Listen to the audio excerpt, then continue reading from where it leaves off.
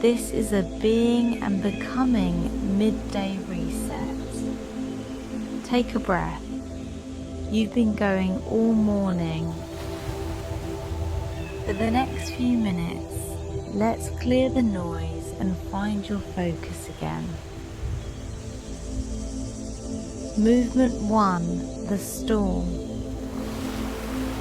Acknowledge the universal experience of sitting in front of the next task and not being able to begin.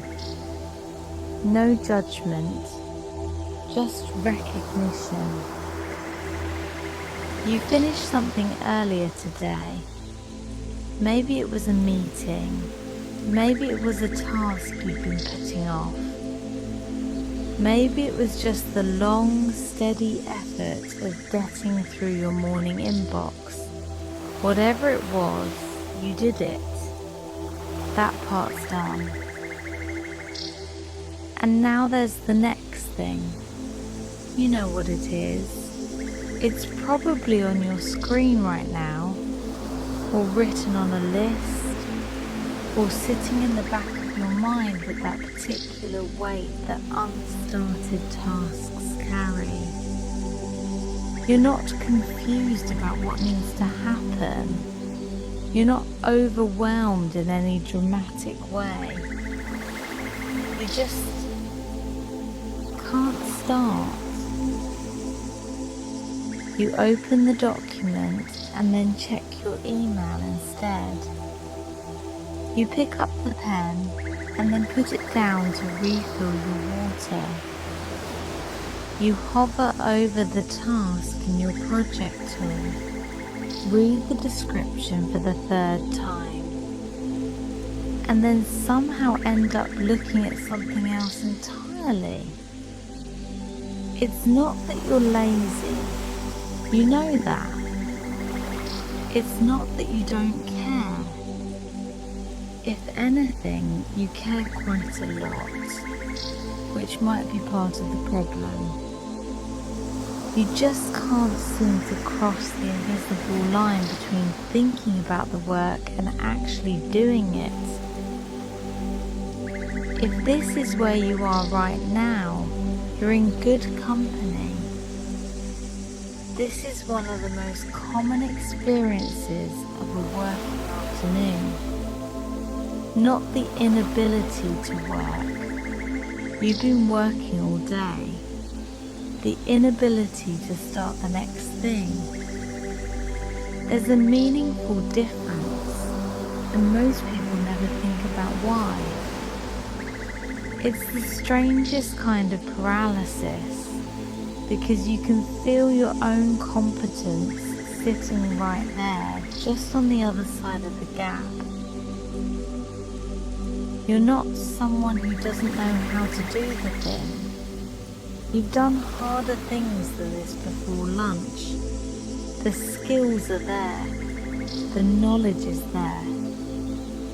But some invisible barrier has gone up between you and the first keystroke. And pushing against it only seems to make it more solid. Because it's easy to assume the problem is willpower. That if you just tried harder, focused more, cared enough, you'd be 3 paragraphs into that document by now. But that story, the story that you're the problem, isn't just unhelpful. It's inaccurate. What's actually happening is more interesting than a failure of character. And it's a lot more fixable. Movement 2, the space between tasks. Recalibrate the concept of task transition inertia. What your brain is actually doing in that gap, and why understanding it changes how you respond. Here's something useful to know about your brain. When you're working on something, really working on it, your mind builds a kind of internal model for that task. It loads up the context, the relevant information, the decisions you've already made, the tone of the project, the people involved. Psychologists call this a task set.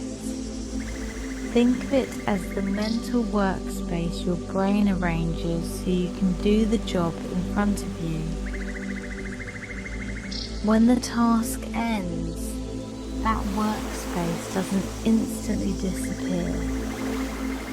Your brain is still holding the model, still orienting towards the thing that just finished. It's a bit like walking out of a movie theatre into daylight.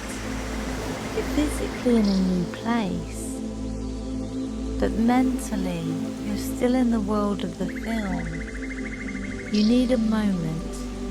Your eyes need to adjust. That moment between tasks is where the stall happens. Your brain hasn't let go of the last thing, and it hasn't loaded up the next thing. You're in between. And in between feels to most of us like being stuck. But it isn't. It's a transition, a necessary one.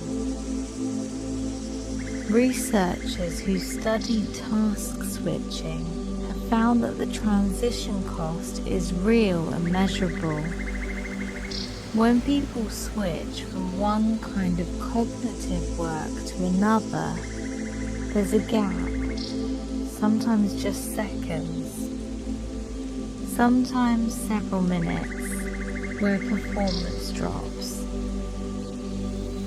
Not because anything is wrong, but because the brain is doing the quiet, invisible work of reconfiguring, clearing one workspace, setting up another. The foggy, resistant, I can't seem to start feeling isn't a character flaw. It's a processing cost. Your brain is working.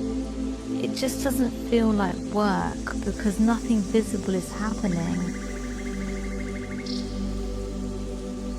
And the tasks that feel hardest to start are often the ones that require a completely different kind of thinking from whatever you just finished. Going from a collaborative meeting full of conversation and social energy into a solo writing task that requires deep, quiet focus, going from a creative brainstorm into a spreadsheet that demands precision. Each of those shifts asks your brain to reconfigure not just what it's thinking about, but how it's thinking. The bigger the shift, the longer the handoff takes. What makes this worse in the afternoon is that the cost is cumulative. Every transition you've made today, every shift from email to meeting to document to conversation to the next email, has drawn from the same limited reserve of cognitive flexibility. By mid-afternoon, that reserve is thinner. The transitions take longer. The resistance feels heavier. And because most of us don't think of transitions as real cognitive work, we don't account for the toll they take. We just wonder why we can't seem to get going. So here's the reframe, and it's a simple one. The gap between tasks isn't a problem to push through. It's a transition to move through. and moving through a transition is a different kind of action than forcing yourself to start. It's gentler, more aligned with what your brain is actually doing. What it looks like in practice is surprisingly small. 30 seconds, that's all it takes. Give yourself 30 seconds to consciously close the last task in your mind. Name what you finished. Notice that it's done. Then name, out loud or silently, the one thing you're about to do next. Not the whole project. Not the entire deliverable. Just the first physical action. Open the document. Write the subject line. Read the first paragraph of the brief. This works because it gives your brain what it needs to complete the handoff. A clear signal that the old workspace can be released, and a concrete anchor for the new one. It's not a productivity trick. It's a transition ritual, and your brain responds to it the way your body responds to a stretch after sitting too long, with a small, steady release of tension. Movement 3, one clear step. Return, ground the listener back in their day, settled, ready, not with urgency, with quiet capability. So here you are, right now, in the space between what you've already done today and what comes next. And that's not a bad place to be. In fact, now that you understand what's actually happening in this gap, it might even feel a little different. Less like failure, more like a doorway you haven't walked through yet. You don't need more energy. You don't need a strategy. You don't need to overhaul your afternoon. You just need one clear step. Think about the next task, not the whole shape of it, just the first thing your hands would do. The file you'd open, the name you'd type, the sentence you'd start with, even if it's not a good one. Let that single action settle into focus. That's your anchor. That's where you land.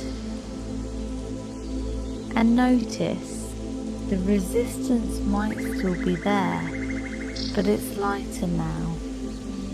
Not because you forced it away, but because you gave your brain what it needed. A clear handoff. A steady place to stand. The afternoon isn't something to survive. It's just a different part of the day, with its own rhythm and its own pace. The morning had its energy. The afternoon has something quieter, something more grounded, more centered, more rooted in the kind of calm focus that doesn't need to be loud to be effective. You can work well in this register. You've done it before. You're about to do it again. And here's what's true. The hardest moment of any task is the moment just before it begins. Once you're in it, once your hands are moving, once the first sentence is on the page or the first decision is made, the weight lifts. Not all at once, but enough. The task finds its own momentum, and it carries you forward once you give it somewhere to start.